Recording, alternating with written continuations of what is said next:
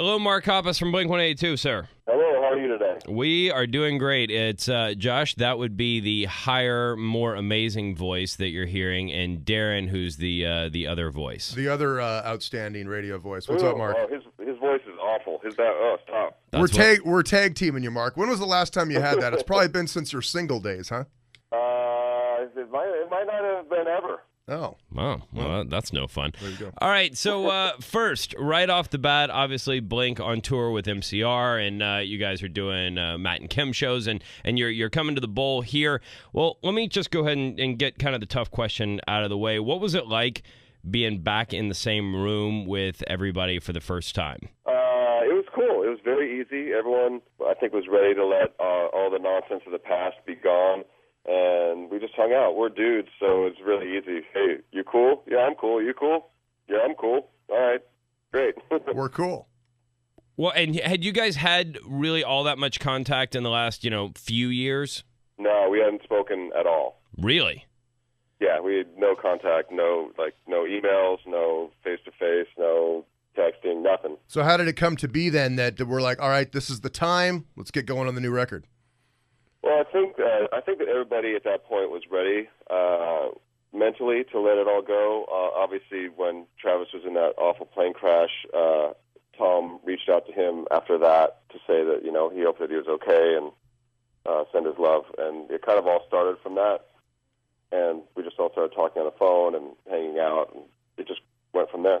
So the writing process on this new album, how was that, the same, different from the way that it was before? I mean, did you guys record the bulk of this album in the same room together, or was it like, hey, I'm going to go in and do my parts on Thursday, I'll let you know what I fix on Saturday or whatever, you know what I mean?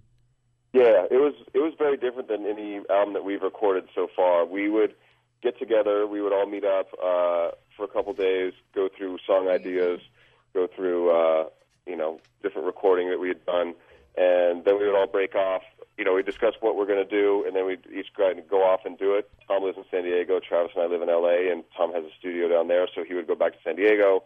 He would work on guitar parts, and he'd be sending them up to us to listen to, and then we'd meet up again and go through what each of us had done, and then split up. And it was really great because it allows each person to explore different ideas in their own time. Because when there's three people sitting in the studio, obviously only one person can be recording at a time. And the other two guys are just kind of waiting, tapping their what is it, twiddling their thumbs.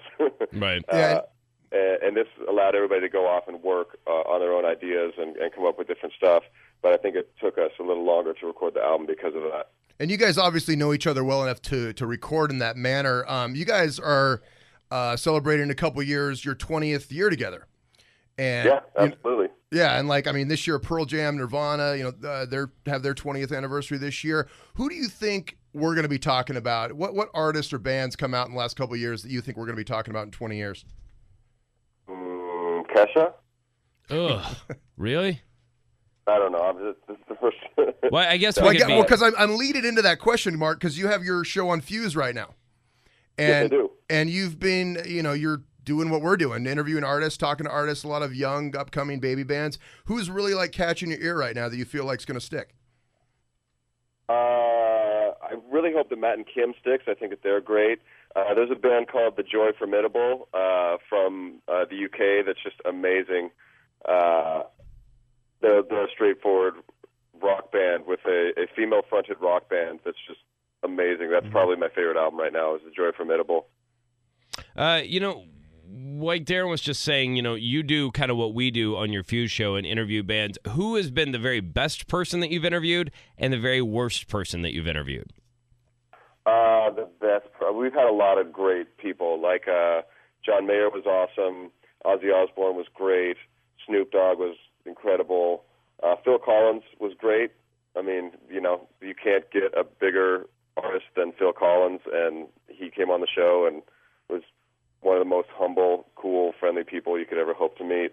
Probably the hardest interview was with NERD, because I think that they had just had some inner band struggles as they were walking into the studio. So they they weren't in the best of moods when we did our interview. Nice. All right. Mark, another artist that we've been working with, had up here quite a bit, is AWOL Nation, Aaron Bruno.